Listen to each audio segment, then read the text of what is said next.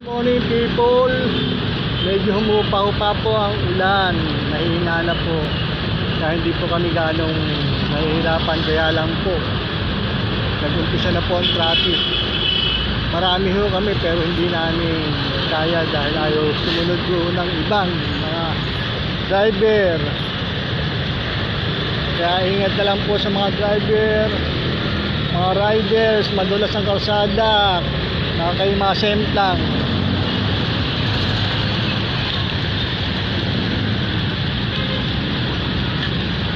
Yan po ay palabas na ng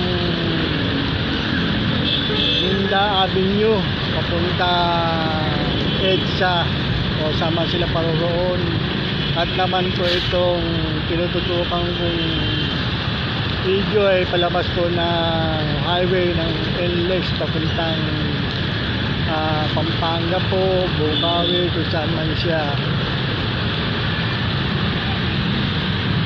Ingat po madlang people, at sa mga nagbabike, ingat po at madulas, huwag kayong pasingit-singit, baka hindi makontrol ang mag-preno